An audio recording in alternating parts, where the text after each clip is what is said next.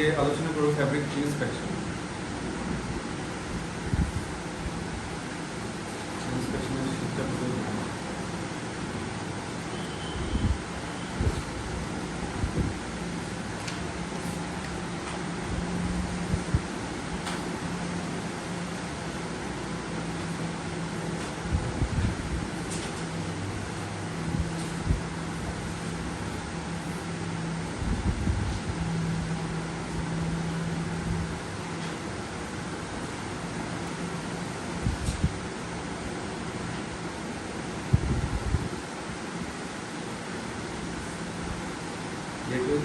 চালু করছে। শুনলেন আপনি ইয়ে করেন ওই যে ভিডিওগুলো আছে, আমাদের যে ছেলেটা বসে না এখানে সাহেব, সাহেবকে একটু দিয়ে দিই। আচ্ছা, এগুলো এডিট করে তুই ক্লাসে আসিস না কেন? এখনো তোর কাজ কি? তোর কি কাজ? ছেলেরা তো জুমার নামাজ পড়তে গেছে, তুই কি করতে? না না না, বাড়িতে দেরি করে বেরোনো যাবে, আড়াইটার মধ্যে চলে আসতে হবে, তাড়াতাড়ি আসবে।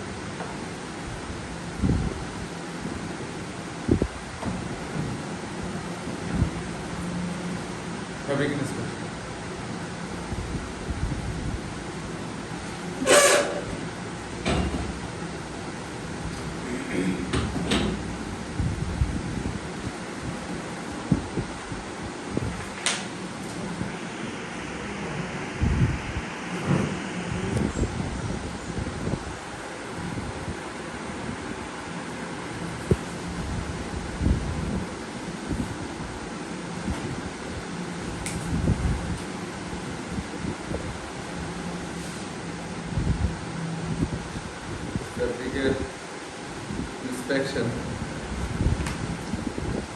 ইন্সপেকশন করার জন্য যা যা জানতে হয় সেই জিনিসগুলো আপনার গত ক্লাসগুলোতে আলোচনা দুটো বিষয় আলোচনা হবে। একটা হলো ফ্যাব্রিক ইন্সপেকশন, নেক্সট ক্লাস হলো ফাইনাল ইন্সপেকশন। ফ্যাব্রিক ইন্সপেকশন হলো কাপড় যদি চায়না হোক বা বাংলাদেশের কোনো মিল থেকে হোক, যখন গার্মেন্টস ফ্যাক্টরিতে ঢুকে ফ্যাব্রিক, তখন গার্মেন্টসের ফ্যাব্রিক ইন্সপেকশনের একটা মেশিন থাকে। একটা মেশিন না, একাধিক মেশিন থাকতে পারে। বড় বড় কোম্পানিতে একাধিক মেশিন, ফ্যাব্রিক ইন্সপেকশনের মেশিন দিয়ে ইন্সপেকশন করে। আপনারা ইউটিউবে সার্চ দিলে পাবেন fabric inspection machine, how to inspect the fabrics, কীভাবে কাপড় ইন্সপেকশন করে। এটা ওই ভিডিও দেখতে পারবেন। এখন তো সহজ হয়ে গেছে, আমি শুধু থিওরিগুলো আলোচনা করি, ওগুলো ওখান থেকে দেখে নিতে পারবেন। টোটাল প্রসেসটা আমি দেখাই দিচ্ছি। ফ্যাব্রিক ইন্সপেকশন এটা জানা খুব জরুরি। ফ্যাব্রিক ইন্সপেকশন কেন দরকার? কাপড়ের মধ্যে ডিফেক্ট থাকলে, পোশাকের মধ্যে ডিফেক্ট থাকলে, কাপড়ের ডিফেক্ট থাকলে, পোশাকের ডিফেক্ট থাকলে। এখন ডিফেক্ট বলতে নানান রকমের ডিফেক্ট নিয়ে আমরা গত ক্লাসে আলোচনা করি, তাই না? Missing yarn, missing ends, missing picks, knots, slub, এগুলো বলছেন। এই ডিফেক্টগুলো হলো ডিফেক্ট, বাট এই ডিফেক্টগুলো তো থাকতেই পারে দুই চারটা। যেমন ধরেন আমরা যে চাউল কিনি, চাউলের মধ্যে কিছু মরা চাউল থাকে না দু একটা। এখন আমরা ওটা তো সবাই কিনি, এর পার্সেন্টেজ কত? 1% না, 1% হতে পারে, 1%। বা এটা যদি আপনার একটা সার্টেন লেভেলের পার্সেন্ট থাকে, দেন আপনি কি এই চাউলটা কিনতে পারবেন? কিনবেন? চোখেই পড়বে, পারপাস সার্ভ হবে আপনার, তাই না? ঠিক ব্যাপারটা এরকম। ধানের মধ্যে এরকম থাকে, চিটা বসা, ধানের ভিতরে চাউল নাই, ধান, বাট এই চিটার পরিমাণ খুবই কম থাকে। হ্যাঁ, ধান যখন এতগুলো ধান ধরবেন দেখবেন যে দুই চারটা আছে। তো কাপড়ের মধ্যে সব জায়গায় ইন্সপেকশন সিস্টেম এই জন্যই আছে যে ডিফেক্ট থাকতেই পারে। যেমন কাপড়ে আমি বলেছিলাম গত ক্লাসে যে 2% যদি হয় shrinkage, warpe, then stress fabric weight আপনি 10% বা 8%, 12% এরকম একটা shrinkage থাকতে পারে, বুঝলাম না? তো এটা তো একটা টলারেন্ট লেভেল। যদি এই টলারেন্স না থাকতো তাহলে কাপড় বিক্রি হতো, আমরা কাপড় কিনতে পারতাম। তো ফ্যাব্রিকের জাস্টিফাইড ফ্যাব্রিক্স দুইভাবে হয়। একটা হলো ইন্সপেকশনের মাধ্যমে আর একটা হলো টেস্টের মাধ্যমে, বুঝলেন? ফ্যাব্রিকের কিছু ব্যাপার আছে ইন্সপেকশন ধরা পড়বে না, টেস্টের ব্যাপার। টেস্টের ব্যাপার যেমন টেস্টের কি কি জিনিস ইন্সপেকশনে ধরা পড়ে না বা টেস্টের প্রয়োজন হয়, বলেন তো আপনার দুই একটা। কাউন্ট কাউন্ট কাউন্ট একটা, আর কি কনস্ট্রাকশনটা ইন্সপেকশন ছাড়া আমরা বের করতে পারি, মানে টেস্ট ছাড়াও বের করতে পারি। ফ্যাব্রিক আপনার 1 ইঞ্চি কাপড় কেটে একটা একটা করে সুতা খুলে গুনে গুনে ফেলতে পারেন যে 1 ইঞ্চিতে 108টা ওয়ার্পের দিকে সুতা আছে কিনা, ওয়েবের দিকে 70টা সুতা আছে কিনা বা 58টা সুতা আছে কিনা, এটা দেখা যায় না, গুনে দেখা যায়। কনস্ট্রাকশন ম্যানুয়ালি করা যায়। আর কি থাকতে পারে? হ্যাঁ, ভাইরাস থাকতে পারে যেটা চোখে দেখা যায় না। আর কি আছে?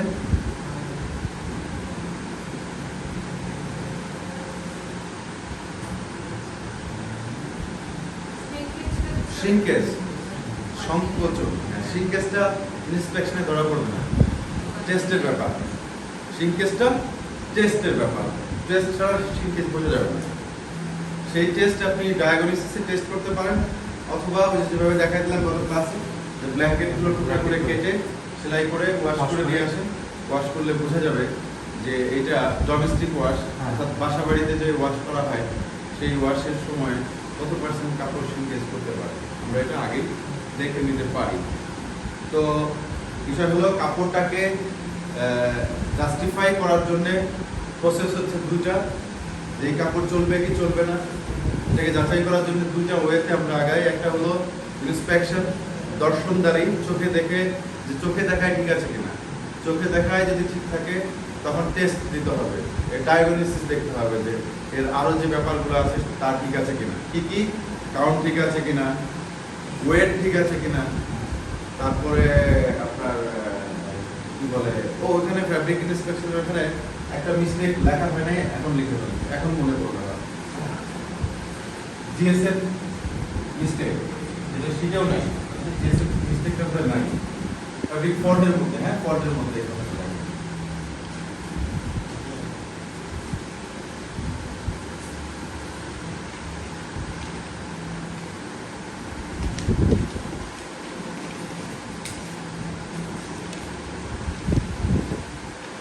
জিএসএম মিস্টেক বা এর পর ওয়েট মিস্টেক।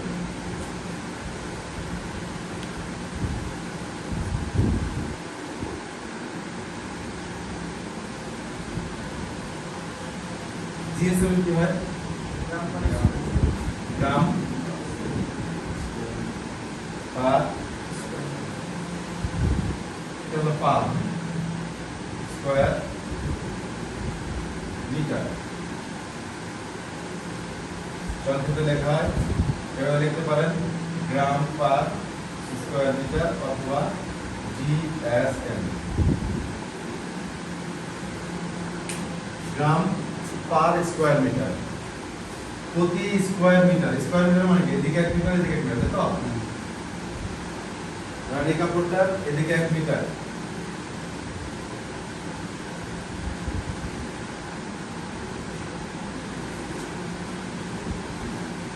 এইদিকে 1 মিটার।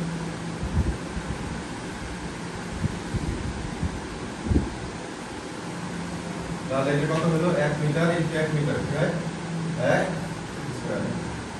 এই 1 স্কয়ার মিটার কাপড়ের ওজন কত গ্রাম? মানে এটা আছে 160 গ্রাম, ওজন দিয়ে দেখলেন 160 গ্রাম আছে, তখন আমরা এটা কি বলবো? জিএসএম 160।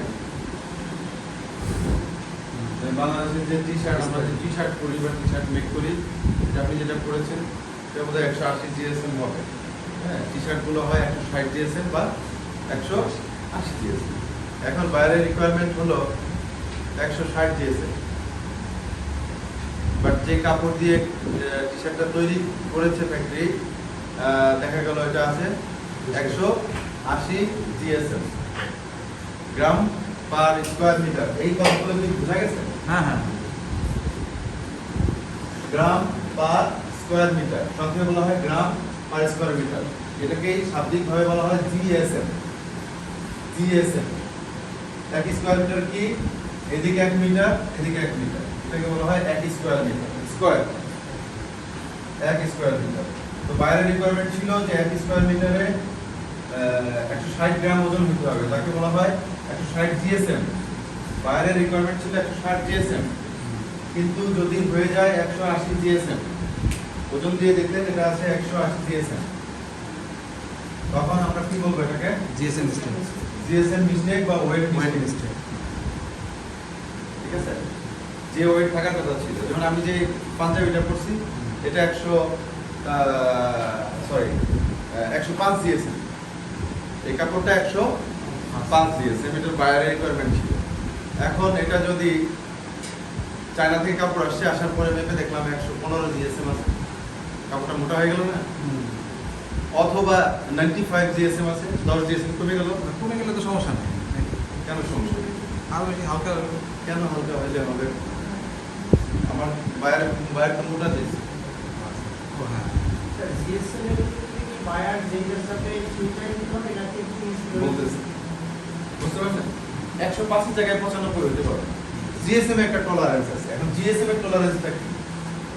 2 থেকে 3%। আচ্ছা 2 বাদ দেন, 3% দিতে। টলারেন্স কত পার্সেন্ট? 3%। 3%। 2 বাদ দিয়ে 3 প্লাস মাইনাস। প্লাস কত 5 পর্যন্ত অ্যালাউ করে পায় না। তো 5 এ আমি এভাবে শিখাইতে চাই না। হ্যাঁ, 3% ধরে নেন যে কাস্টমার যা চাবে, যেমন বাইরের রিকোয়ারমেন্ট ছিল 200 জিএসএম, এটা যদি 194 জিএসএম হয় বাইরে অ্যালাউ করবে।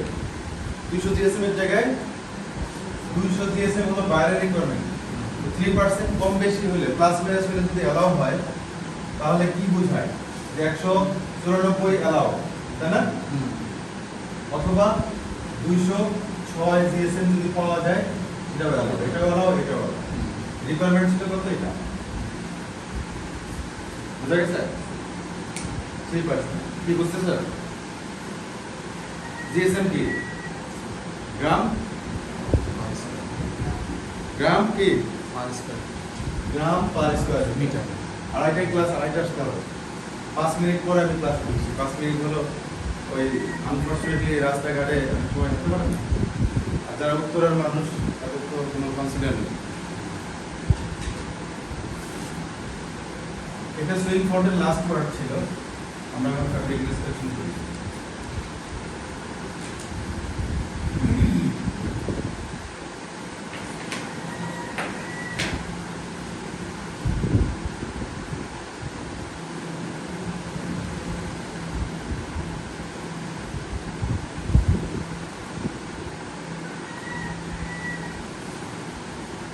কি দুপুর সময় মোড় হতে পারে?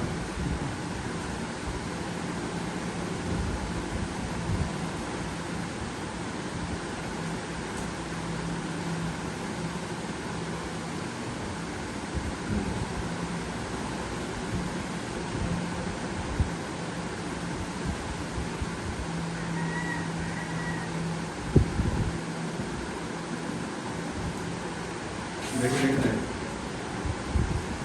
ইন্সপেকশন মেশিনে কিভাবে ইন্সপেকশন করবে। কাপড়টা ওই দিক থেকে কোনো এক রোলে ছিল, ওর মেশিনের উপর দিয়ে এসে এখানে আরেকটা রোলে কাটে। হ্যাঁ,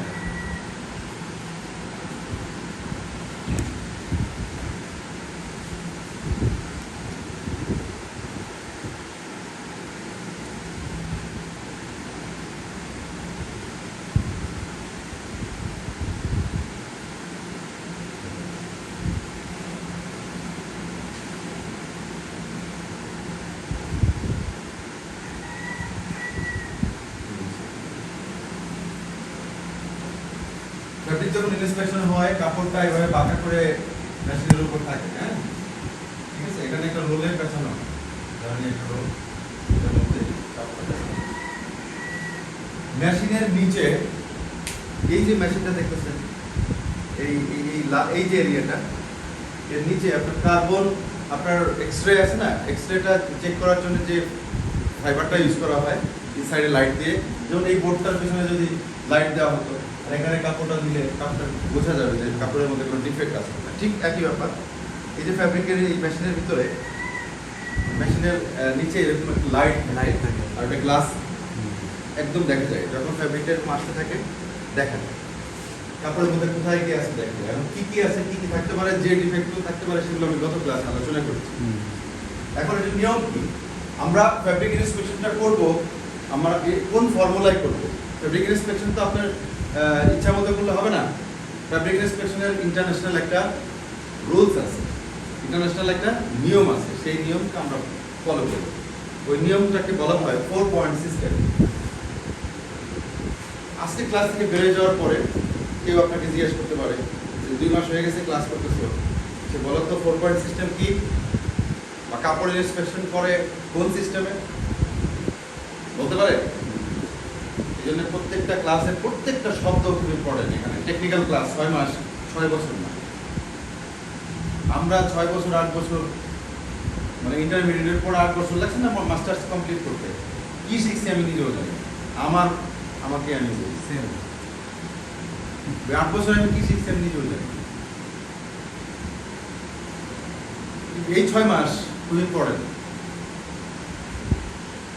কিরণ স্যার ক্লাস নাই, ঢাকা ইউনিভার্সিটির আপনার BBA ছাত্র, বিজনেসের ছাত্র, বুঝতে হবে বিভিন্ন ধরনের কোশ্চেন করে তার কাছ থেকে বের করে নেবেন। ইন্টারন্যাশনাল কমিউনিকেশন, ইন্টারন্যাশনাল বিজনেস, সে ইন্টারন্যাশনাল বিজনেস করে। সো শিখার কিছু আছে এখানে, ঠিক আছে? ওই শিক্ষা, যে শিক্ষা দিয়ে আপনার সার্টিফিকেট দিচ্ছে, ওই শিক্ষার আমার কাছে কোনো মূল্য নাই। যেহেতু আমারটাই কোনো মূল্যহীন, আমারটাই মূল্যহীন, তাহলে আপনারটা আমি কি মূল্যায়ন করবো?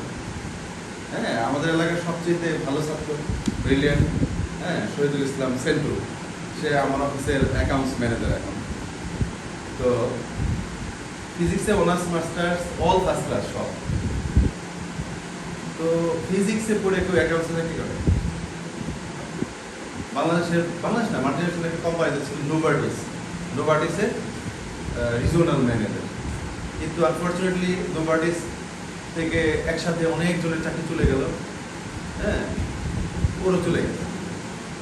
পাবলিক কমিউনিকেশন, সোশ্যাল বিহেভিয়ার, মানুষের সাথে মেশার সক্ষমতা, আপনার অ্যাপিয়ারেন্স, আপনার লাইফস্টাইল, বডি ল্যাঙ্গুয়েজ, সব কিছু আপনার জন্য আশীর্বাদ হতে পারে। কি বলছি বুঝতে পারছেন? আপনি খুব মুড মেরে থাকেন, কোনো সমস্যা নেই, অন্য কারো সমস্যা হবে না, আপনার সমস্যা হবে। আপনার সোশ্যাল বিহেভিয়ারটা সুন্দর হয়ে যাক, আপনার জগৎ তৈরি হয়ে যাবে। আপনার জন্য একটা জগৎ তৈরি হয়ে থাকবে, যেই জগৎ আপনি একজন রিজিওনাল ম্যানেজার, আপনাকে আরো 5 জন আপনার জন্য চিন্তা করবে যে এই লোকটাকে ওইরকম সম্মানে একটা জায়গায় নিয়ে বসাই দিতে হবে। যদি আপনার জগৎ থাকে, জগৎ না থাকলে এরকম কেউ করবে না। তো জগৎ ছিল না বলেই আনফর্চুনেটলি সে আমার এখানে কমার্শিয়াল ম্যানেজার, বিকজ আমার ফ্রেন্ড। আমি যখন দেখছি 6 মাস বসে আছে, তখন আমি একটা জায়গায় নিয়ে আসছি। তো যেটা বলতেছিলাম যে এই 6 মাসের আলোচনা খুব ইম্পর্টেন্ট। যখন যার কাছে জাজ শিখতে পারেন, টেকনিক্যাল শেখার বিকল্প নাই। যারা কম বয়সের যারা আছে, এই যে অল্প কয়েকজন, এই কয়েকজন, আপনাকে আর একে একটু বাদ রাখি, কারণ আপনারা তো মোটামুটি সেট বিজনেস করেন বা গিয়ার আপ করার জন্য আসছেন, যে একটা কোর্স গিয়ার আপ করি। বাট এদের ক্যারিয়ার নিয়ে আমি সবসময় চিন্তা করি যে এই কোর্সটা হতে পারে তাদের জীবনের জন্য আশীর্বাদ। কারণ এটা হতে পারে না, হয়েছে বাবা, অনেকের হয়েছে। এই যে এখানে কয়টা ছবি দেখা যায় আমার পাশে, সবগুলো আমার ছাত্র, এবং সবাই এখন বড় বড় মার্চেন্ডাইজার, সবাই এখন বড় বড় মার্চেন্ডাইজার। এখানে যে কটা ছবি দেখা যায়, শুধু যে চং একটা আছে, চং মুং ফাই, ওলা আমার বায়ার, QCFT, সিঙ্গাপুর থেকে বাংলাদেশে আসে সবসময়, আজকেও এখনো আছে বাংলাদেশ, আমার অফিসে বসে, ওই অফিসে বসে। ওছাড়া যে কজনের ছবি দেখছেন এখানে সবাই আমার ছাত্র। আমরা গেট টুগেদার করেছিলাম 18 বা 19 সালে। তখন এই আমাদের 40-50 জন স্টুডেন্ট যারা বিভিন্ন জায়গায় ভালো ভালো জায়গায় আছে, ওদেরকে নিয়েই বেসিক্যালি এটা করা। তো শেখার আগ্রহ থাকতে হবে, সেটা সব কিছু শেখার। আমাদের দেশের মানুষ পড়াশোনা কম করে এবং খুব কম শিখতে চায়, লাইফস্টাইলকে একটু অন্যভাবে সাজাইতে চায়। বাট শেখার কোনো বিকল্প নাই, শিক্ষার কোনো বিকল্প নাই। হ্যাঁ, সে যে শিক্ষাই বলে, আপনি সময় পেলে বাইবেলও পড়বেন, কোরআন তো পড়বেনই যদি মুসলিম হন, সময় পেলে বাইবেলে পড়ো, ওখান থেকে কিছু শিখার আছে, কম্প্যারিজন আছে। যে আমি এখন ইসলামিক কম্পিটিটিভ রিলিজিয়ান নিয়ে পড়াশোনা করতেছি, শুধু কোরআন পড়লাম, ওকে কোরআন যে এত সহি এটা বোঝার জন্য আপনার বাইবেল পড়তে হবে, নিউ টেস্টামেন্ট পড়তে হবে। নিউ টেস্টামেন্ট পড়লে আপনি বুঝতে পারবেন নিউ টেস্টামেন্টে কি আছে, এখানে গডের কথা কোনটা আর মানুষের ম্যান মেড কোনটা, যদি সুযোগ থাকে। টেক্সটাইল নিয়ে আলোচনা করতেছি, টেক্সটাইল পড়ার শেষ নাই, বহু পড়া আছে। তো যেটা বলতেছিলাম, come back to the right point, যে একজন আপনাকে জিজ্ঞেস করতে পারে যে 4 পয়েন্ট সিস্টেম কি বুঝো, কাপড়ের ইন্সপেকশন করা হয় কোন সিস্টেমে? 4 পয়েন্ট।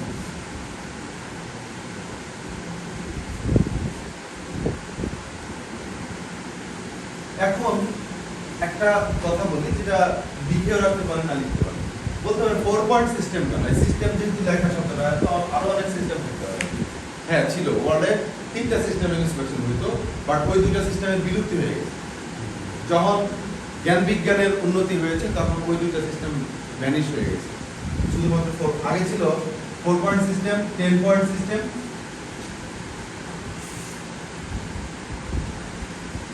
আর একটা ছিল মাল্টিপল চয়েস সিস্টেম।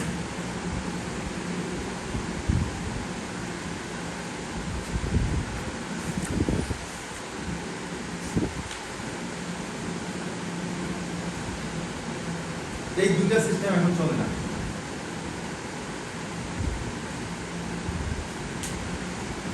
জ্ঞান বিজ্ঞানের উন্নতি হওয়ার কারণে আমরা শুধুমাত্র 4 পয়েন্ট সিস্টেমটাকে অ্যালাউ করি। সেটা যদি আমি একটু উদাহরণ দিয়ে বলি বুঝতে পারবেন। আগের দিনে কাপড়ের মধ্যে দেখা যায় কিছু কাপড় আমরা ব্যবহার করতে করতে কাপড়ের মধ্যে নটস উঠতো, নটস গুটি উঠতো, এখন এগুলো খুব কম দেখা যায়। বুঝছেন কোনটা? কাপড়ের মধ্যে যে বাবলিন উঠতো না, দেখা যায় যে অনেক শার্ট, আমরা ছোটবেলায় দেখছি যে অনেকের শার্ট এরকম বাবলিন, ওটার মধ্যে আপনার টিয়ার কি বলে রিসাইকেল ইয়ার্ন ব্যবহার করা হয়েছে। টিয়ার রিসাইকেল ইয়ার্ন ব্যবহার করার কারণে ওটার মধ্যে বাবলিন হচ্ছে।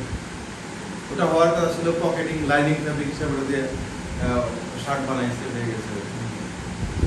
তারপরে ওই যেটা মিলডিউ, গত ক্লাসে বলেছিলাম, গত ক্লাসে ছিল মিলডিউ ছিল, তিলা পড়া বা থিলা পড়া, ছোট ছোট কালো কালো দাগ, তিলা বা থিতি পড়া। হ্যাঁ, এই জিনিসগুলো কিন্তু প্রায় মুরব্বীদের গাড়ির মধ্যে দেখতাম। সাদা পাঞ্জাবি পরলে দেখা যায় যে তিলা পড়া। এখন পাঞ্জাবির গায়ে তিলা পড়া দেখেন না?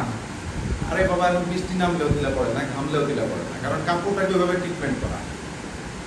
কাপড়কে আল্ট্রাভায়োলেট রে প্রুফ করা হয়। যেমন খেলোয়াড়রা যে জার্সি পরে, আমি ফরচুনেটলি আমি 1 বছর জার্সি দিয়েছিলাম তার টিমকে, মানে বিশ্বকাপ জাতীয় টিমদেরকে না, ক্লাবে জুভেন্টাস, ম্যানচেস্টার ইউনাইটেড আর হলো 3টা ক্লাবে আমি সাপ্লাই করেছিলাম 10,000 করে।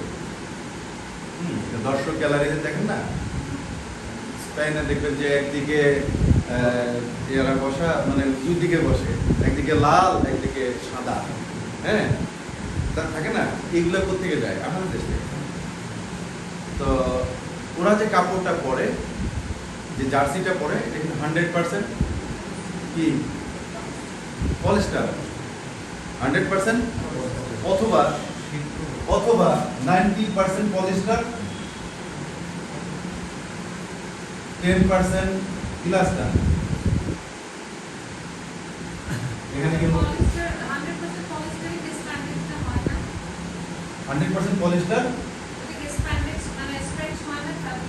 মেকানিক্যাল স্ট্রেস হয় যদি ওটা নিচের ক্ষেত্রে হয়, বাট ওভেন ফ্যাব্রিকে হয়। 100% পলিস্টার ও নিট ফ্যাব্রিক, যেহেতু নিটিংটা এক ধরনের, 100% পলিস্টার হলেও ইয়া হয়, স্ট্রেচেবল হয়। বাট যখন আপনি 10% ইলাস্টার দিবেন তখন এটা আরো বেশি ফ্লেক্সিবল হবে। ধরেন এই টান দিচ্ছেন, এরকম হয়ে গেছে, যখন কিছুই দিলেন না, পারলো একটু পারলো, এটাকে আমরা বলি মেকানিক্যাল স্ট্রেচ, যেটা ইলাস্টার ছাড়া যেটা বলে মেকানিক্যাল স্ট্রেচ। তো এখানে কি কটন আছে? আমরা কি মনে করি কটন মানে দাম বেশি, কটন কাপড়ের দাম বেশি, তাহলে যে প্লেয়াররা যা খেলে দেখেন মেসি টেসিরা কি কম দামে কাপড় পরে? কাপড়ের মধ্যে কোনো কটন আছে? এই কাপড়টা, একটা কাপড় কখনোই শুধু কটন হওয়ার কারণে দামি হয় না, মাথায় রাখতে হবে। একটা কাপড়ের দাম 100% কটন মানেই দামি না। আমরা এই প্যান্টের পকেটিং লাগাই 100% কটন শিটিং, 20-20 60-60। কনস্ট্রাকশন কত? 20-20 60-60, 20 × 20 / 60 × 60। বুঝতে পারছেন না এটা কি? 20 কাউন্টের সুতা উভয় দিকে 60টা 60টা করে সুতা আছে কনস্ট্রাকশন। এটাও 100% করো করলাম, পকেটিং বানাইলাম। আবার দেখেন পলিস্টার কাপড় দিয়ে ফুটবল প্লেয়ারদের জার্সি বানানো হয়। তার মানে শুধুমাত্র কম্পোজিশন, নেচার অফ ফ্যাব্রিক দিয়ে কাপড়ের মূল্য যাচাই করা যাবে না। প্লেয়াররা যে কাপড়টা ব্যবহার করে সেই কাপড়টা 100% পলিস্টার অথবা পলিস্টার ইলাস্টার। এটার মধ্যে থাকে ইউভিআর টেস্ট প্রুফ, ইউভিআর মুক্ত, ইউভিআর কি? এটা ultraviolet red, ultraviolet red. আপনি ওটা পরে ওরা যে খেলে, ক্রিকেট খেলে, ফুটবল খেলে, সূর্যের মধ্যে একটা অতি বেগুনি রশ্মি থাকে যেটা মানব দেহের জন্য ক্ষতিকর, স্কিনের জন্য ক্ষতিকর। এবং ওই টি শার্টটা পরলে আপনার আলট্রা ভায়োলেট রে প্রোটেক্টিভ থাকে। ওই টি শার্টে আলট্রা ভায়োলেট রে আপনার বডিকে হার্ম করতে পারবে না, ক্ষতি করতে পারবে না। বুঝা গেছে? এরপরে হলো কুইক ড্রাই প্রসেস। ঘামায় ভিজে গেছে, 3 মিনিটে শুকিয়ে গেছে। কুইক ড্রাই ঘেমে যাবে আবার শুকিয়ে যাবে, ঘামবে শুকাবে। মানে ওই কাপড়ের নেচারটা এরকম। কিছু কাপড়, যেমন আমি এই যে এইটার নিচে একটা ট্যাঙ্ক টপ করছি, স্যান্ডউইচ, মসজিদ থেকে হাইটে এসে ভিজে গেছে, আমি জানি না এটা কি অবস্থা, তাই না? কারণ ওটা তো কুইক ড্রাই না। বুঝা গেছে? আমরা এই যে শার্টের নিচে ট্যাঙ্ক টপ করি, একটু রোদে গেলে যে ঘেমে যায়, ভিজে যায়, তাই না? এটা কি সহজে শুকায়? শরীরের তাপে শুকায়, সেটা 20 মিনিট আধা ঘন্টা পরে। বাট প্লেয়ারদের টি শার্টগুলো কি হয়? 3 মিনিটস 5 মিনিটসের মধ্যে শুকায় যায়, বিকজ ওখানে কাপড়টাকে এমনভাবে ট্রিটমেন্ট করা যাতে কুইক ড্রাই হয়ে যায়, দ্রুত শুকায় যায়।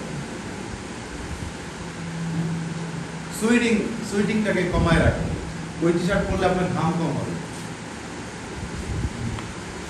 অ্যান্টি সুইটিং কেমিক্যাল ইউজ করা হয়, শরীরে ঘাম কম হবে। অ্যাজো ফ্রি থাকতে হবে, লিড ফ্রি থাকতে হবে, আর রাবিং ফ্রি হতে হবে। তারপরে কালার ফাস্টনেস একটা লেভেলে থাকতে হবে। অনেক ধরনের ট্রিটমেন্ট আছে। এরপরে একটা কাপড় দামি কাপড়। হ্যাঁ, কিছু ট্রিটমেন্ট সুতা তৈরির সময়, কিছু ট্রিটমেন্ট কাপড় তৈরির সময়, কিছু ট্রিটমেন্ট ডাইং এর সময়, কিছু ট্রিটমেন্ট ওয়াশের সময়। যেমন ধরেন এনজাইম করা হয়, মার্চারাইজড করা হয়। এই মার্চারাইজড প্রসেসটা হলো একটা কমপ্লিট কাপড়ের উপরে করা হয়। মার্চারাইজড করলে ওই কাপড়ের বাবলিং উঠবে না। যেমন একটা কাপড় ধরছেন, এবার একটু আলোর দিকে ধরেন, দেখবেন যে হালকা হালকা ফাইবার দেখা যায়, তাই না? এই কাপড়টাকে যদি মার্চারাইজড করা হয়, এর মধ্যে কোনো শর্ট এন্ড ফাইবার ঝুলে থাকবে না। এটাকে মার্চারাইজড করে ক্লিন করে দেবে। বায়ো ওয়াশ, ওয়াশিং এর ক্লাসে আলোচনা করি। আজকে মূল আলোচনা ওয়াশের এখানে অনেক ধরনের ওয়াশ। আচ্ছা, আমরা যে আলোচনায় আসতেছি সেটা চলে আসে। কাপড়টা হবে 4 point system inspection, 10 point system, multiple choice system. এই দুটো সিস্টেম অফ হয়ে গেছে, এই দুটো সিস্টেম নাই। আমাদের ওয়াশের একটা ক্লাস আছে, ডাইং এর ক্লাস আছে, ওই ক্লাসগুলোতে মনে করাই দেবেন এগুলো। 4 পয়েন্ট সিস্টেম জ্ঞান বিজ্ঞানের উন্নতি হওয়ার কারণে মেশিনারিজ এমনভাবে তৈরি হয়েছে যে কাপড় এখন আর অত বেশি ডিফেক্টিভ হয় না আগের দিনের মতো। সো 10 পয়েন্ট সিস্টেমে কাপড় ইন্সপেকশন হয় না। 4 পয়েন্ট সিস্টেমের সূত্রটা কি লেখেন? 4 পয়েন্ট সিস্টেমের সাবজেক্টটা কি, অবজেক্টিভ কি?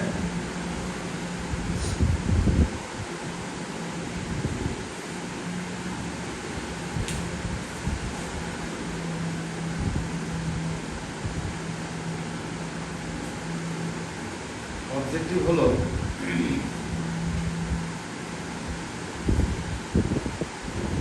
আমি যদি লিখে যাই মানে সেন্টেন্স মেক করে তার থেকে বোঝানোর মতো করে লিখি, সেন্টেন্স লেখার দরকার নেই। যেমন ধরেন এটার অবজেক্টিভটা হলো 100 স্কোয়ার ইয়ার্ডস কাপড় নিতে হবে, 100 বর্গ গজ। 100 বর্গ গজ কাপড়ের মধ্যে যদি 40টার বেশি ডিফেক্ট পয়েন্ট পাওয়া যায়, 40 ফাইনাল ডিফেক্ট।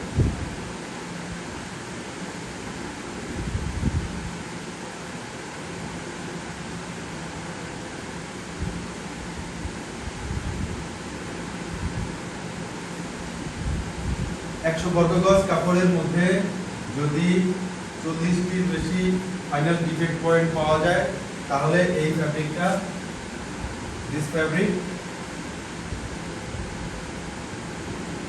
ফেল, মানে ইন্সপেকশন আপনি ফেল করেছেন। আর 40টার নিচে যদি থাকে, বিলো ধরেন 38টা আছে বা 30টা আছে, তাহলে কি পাস। ইন্সপেকশনে কি পাস করলো, কি বলেন? হ্যাঁ,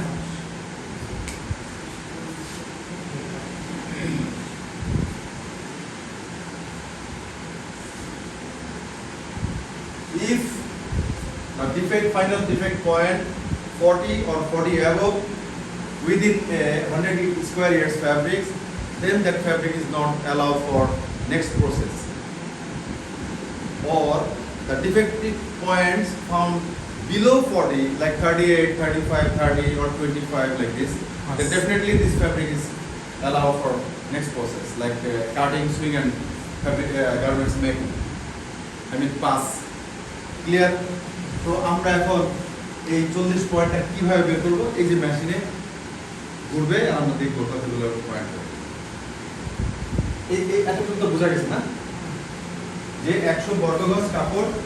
এখন আপনাদের একটা সমস্যা আছে, বর্গ গজ বললে প্যাচ লেগে যায়। আমরা 4, 5, 6 ক্লাসের দিকে একটা অঙ্ক করছি না, যে এত বর্গ ফুট একটা জমির মধ্যে এতগুলো সারিতে সুপারি গাছ লাগানো হলো। এই অঙ্কটা সবসময় দেখতাম অনেকে এটা পড়তো না, এটা বাদ দিয়ে বর্গের অঙ্ক থাকলে এই বর্গের অঙ্কের কাছেও কেউ যেত না। বাট আপনার এইটা তো দরকার, অনেক দরকার, হ্যাঁ অনেক দরকার। ওই 4, 5 এর অনেক অঙ্ক লাগবে আমাদের আলোচনার মধ্যে চলে আসবে, সবসময় দরকার। আপনি একটা ল্যান্ড কিনেছেন, বাড়ি করবেন, কত স্কোয়ার ফিট জায়গা, কত করে রুম হবে, কি হবে না হবে। যেমন এই বিল্ডিং এর উপরে আরেকটা ফ্লোর করবো, আমি নিজে ডিজাইন করছি উপরে। আমি শুধু ইঞ্জিনিয়ারিং ফার্মকে বলে দেবো যে এই ডিজাইনটা আপনি শুধু অ্যাপ্লাই করেন। ইন্ডাস্ট্রিয়াল শেডে করা যাবে না, বহুতল করা যাবে না, একটা শেড করে একটা ফ্লোর করতেছে এখানে। তো এগুলো তো আপনার নিজের দরকারের জন্য প্রয়োজন, তাই না? স্কোয়ার খুব সহজ একটা কথা, যে দৈর্ঘ্য আর প্রস্থ গুণ করলেই হয় স্কোয়ার। ক্ষেত্রফল, বাংলা হলো ক্ষেত্রফল। হ্যাঁ, বুঝা গেছে? একটা কাপড়ের কি থাকে? দৈর্ঘ্য প্রস্থ থাকে। একটা রুমের কি থাকে? একটা কন্টেনারের কি থাকে? দৈর্ঘ্য প্রস্থ উচ্চতা। তো ওটা হবে কিউব। দৈর্ঘ্য প্রস্থ উচ্চতা। একটা কার্টুনের কি থাকে?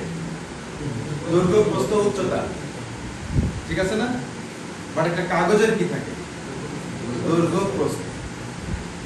এই দুইটাকে গুণ করলে হয় স্কোয়ার। যদি আপনি এই কাগজটা, একটা কাগজ দৈর্ঘ্য আছে কয় সেন্টিমিটার, প্রস্থ আছে কয় সেন্টিমিটার, গুণ করলে হবে স্কোয়ার সেন্টিমিটার, ঠিক আছে? তো কাপড়ের কথা হলো 100 বর্গ গজ। 100 বর্গ গজ কাপড় কাকে বলে এটা আগে শিখতে হবে, তারপরে ইন্সপেকশন। কিছু ক্লাসে আমি একটু বেশি সময় নেব, যে ক্লাসগুলো বেশি ইম্পর্টেন্ট। যেমন এই ক্লাসটা অনেক ইম্পর্টেন্ট, একদিনের শিক্ষা আজীবন কাজে লাগবে। হ্যাঁ, আমি একদিনের বেশি নিতেও পারবো না, যে ফ্যাব্রিক ইন্সপেকশন মানে একদিন। 100 বর্গ গজ, ধরেন আমরা গত ক্লাসগুলোতে আলোচনা করছিলাম যে 100 গজ করে রোল, 1000 রোল কাপড়, এরকম এক্সাম্পল দিয়ে বলতেছিলাম না? তো 100 গজ একটা রোলে আছে, তার মানে এটা তো 100 বর্গ গজ না, তাই না? এটা তাহলে 100 গজ কাপড় কত বর্গ গজ? কাপড় এটা হলো কাপড়ের লেন্থ, তাই না? হ্যাঁ। কাপড়ের দৈর্ঘ্য না এটা? কত গজ আছে? দৈর্ঘ্য কত? 100 গজ। তাহলে এটা কত বর্গ গজ কাপড়? ভাগ দেবো কেন? বুঝতে তো, এটা হলো একটা বর্গ গজ মানে লেন্থ ইনটু উইডথ, হ্যাঁ। তাই না? দৈর্ঘ্য হলো 100 গজ আর উইডথ কত?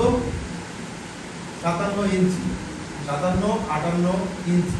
আচ্ছা বলেন ইঞ্চির সাথে কি গজ গুণ করা যাবে? একরকম করে নিতে হবে না? সিম্পল। আমার সূত্র হলো লেন্থ ইনটু উইডথ। তো আমি এই 100 ইনটু 57 এটাই তো গুণ করব। 57টা যেহেতু ইঞ্চিতে আছে এটা গজে আছে, গুণ করলে হবে না। আমার এই ইঞ্চিটাকে গজ করে নিতে হবে অথবা এই গজটাকে ইঞ্চি করে নিতে হবে, দুটাকে এক জাত করে নিতে হবে, তাই না? অঙ্কের নিয়ম কি এটাই তো নাকি?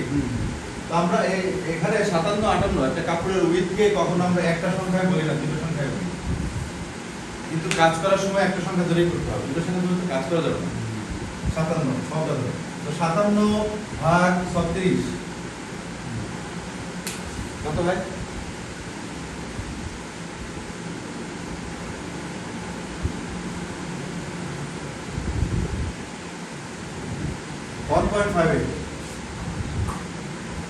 এটা কি হলো? গজ। বুঝছে? তার মানে এখন আমরা বলতে পারি যে কাপড়ের যে কাপড়টা নিলাম এটার দৈর্ঘ্য হলো 100 গজ আর উইথ হলো 1.5 ইয়ার্স, 1.58 গজ আর দৈর্ঘ্য 100 গজ। তাহলে এটার ক্ষেত্রফল কত? 100 গুণ 1.58 সমান 158 বর্গ গজ। বুঝতে পারছেন? ইন্সপেকশনের সময় নিতে হবে কত? 100 বর্গ গজ। সূত্র ছিল কি? 100 বর্গ গজ। আর আমরা যে কাপড়টা এখন ইন্সপেকশনের জন্য মেশিনে উঠাইছি এই কাপড়টার কত বর্গ গজ? 158 বর্গ গজ। এই কথাটা বুঝেন নাই এমন কেউ আছেন কিনা বলুন? আমি বুঝিনি। বুঝছেন?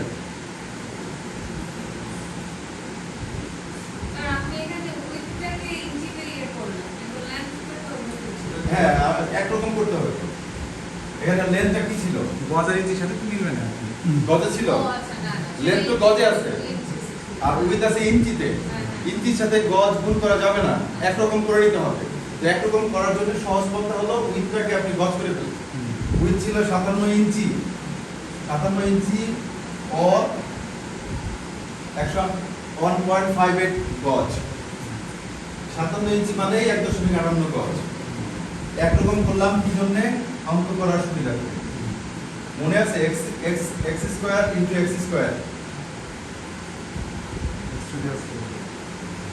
x স্কয়ার প্লাস x করা যাবে? করা যাবে? প্লাস করা যাবে না, একরকম করে নিয়ে আসতে হবে, তাহলে প্লাস করা যাবে। 57 ইঞ্চি মানে 1.58 গজ। দুটাকে একজাত করলাম, একজাত না করলে হবে না। যেমন ধরেন টাকা আর পয়সা যখন আপনি গুণ করবেন, যেমন 1 টাকা 70 পয়সা, এখানে কিন্তু আমরা টাকা লিখব, 1 টাকা 70 পয়সা, ঠিক আছে? এই পয়সাকে যখন টাকার সাথে গুণ করবেন তখন এটাকে 0.70 দিতে হবে, কারণ এটাকে টাকা বানায় নিয়ে আসতে হবে। এই কথাটা আগে যদি ক্লাস করে যখন ক্লাস করছেন তখন যদি মনোযোগ না দিয়ে থাকেন তাহলে আজকে মনোযোগ দেন, বোঝা খুব সহজ। একটু পড়ে দিচ্ছি, এখন এখান থেকে 100 গজ কি হবে? নেওয়ার দরকার নাই, 100 গজ নেওয়ার দরকার নাই, কাপড় আপনি তো কাটতে পারবেন না। 100 গজের মধ্যে বলা হয়েছে 70টা ডিফেক্ট অ্যালাউ। কি বলা হয়েছে? কতগুলো ডিফেক্ট হলে অ্যালাউ? 40টা। 100 তে যদি 40টা হয় তাহলে 158 তে কয়টা অ্যালাউ হবে? করা যায় এভাবে? হ্যাঁ। ঐকিক নিয়ম। আমার সূত্র ছিল 100 বর্গ গজের মধ্যে 40টার বেশি ডিফেক্ট বা 40টা হলে অ্যালাউ করা যাবে না। তাহলে 158 গজ আমি যে কাপড়টা উঠাইছি মেশিনে এটার ক্ষেত্রে কত গজ? এখানে তো আর 40 না, কারণ এখানে তো 100 বর্গ গজ না, এখানে 158 বর্গ গজ। 58 বর্গ। তো ওই দিক নিয়ম করলেই হয়ে যাবে। এই কাপড়টার ক্ষেত্রে অ্যালাউ হলো কত? 40 বাই 100 ভাগ 100 বাই 100 গুণ 158 100 ইনটু 100 63টা ডিফেক্ট পর্যন্ত আমরা অ্যালাউ করতে পারবো। আমরা যদি 158 বর্গ গজ কাপড়ের ইন্সপেকশন করি, বুঝতে হবে এখানে 63টা ডিফেক্ট পর্যন্ত অ্যালাউ। কারণ কি? আমার এখানে কাপড় আছে 158 গজ, 100 বর্গ গজ না, 158 বর্গ গজ। যদি 100 বর্গ গজে 40 হয়, তাহলে 158 বর্গ গজে 63 হবে না? অ্যাকর্ডিংলি আনুপাতিক হারে জাস্ট বাড়াইছে। মাথায় রাখতে হবে যে আমরা যেই কাপড়টা ইন্সপেকশন করতেছি, প্রথমে এই কাপড়টা কত বর্গ গজ এই হিসাবটা আগে করতে হবে। এখন এমন হতে পারে যে এই কাপড়টার লেন্থ ছিল 45 গজ, তখন 1.58 এর সাথে গুণ করলে এটা হয়তো 90 গজ হইতো, বা কি হইতো 75 গজ হইতো। হ্যাঁ, 75 গজে 100 গজে 40, অতএব 75 গজে কত কত হইতো? 30 হইতো। মানে এই কাপড়টা 75 বর্গ গজের ক্ষেত্রে 30 পয়েন্ট, 100 বর্গ গজের ক্ষেত্রে 40 পয়েন্ট, 158 বর্গ গজের ক্ষেত্রে 63 পয়েন্ট। না বোঝার কিছু আছে? না। এখন আমরা আলোচনা করি যে আমরা যে কাপড়টা নিলাম এটা হলো 158 বর্গ গজ। নোট দিয়ে রাখুন কত? 158 বর্গ গজ। এই কাপড়ের মধ্যে এখন আপনি ইন্সপেকশন করতেছেন।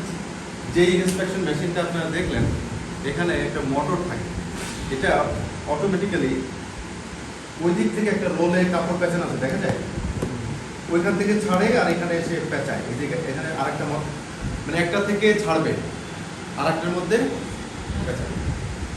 এই যে আস্তে আস্তে আসতেছে, এই কিসের মাধ্যমে? অটো আসতেছে আসতেছে এটাকে দ্রুত আসবে না স্লো আসবে, এটা নিয়ন্ত্রণ আপনি করতে পারবেন।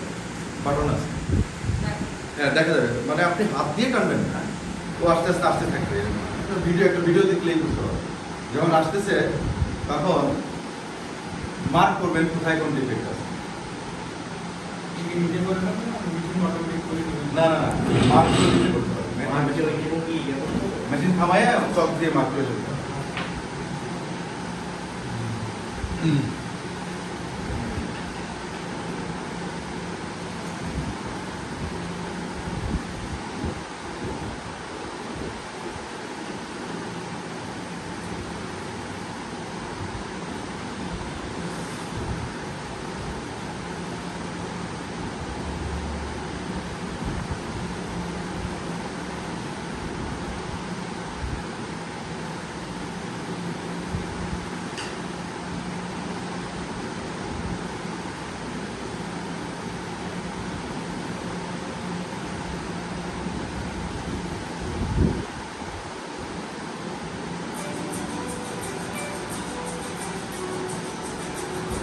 টোটাল 25টা এখানে লাইন গ্রে ফ্যাব্রিক।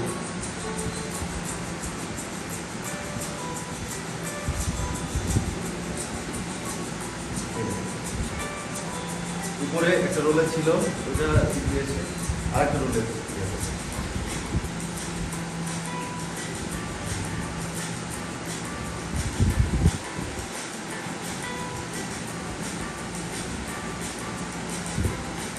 হাতে যেটা এটার মধ্যে পেঁচাবে, তার উপর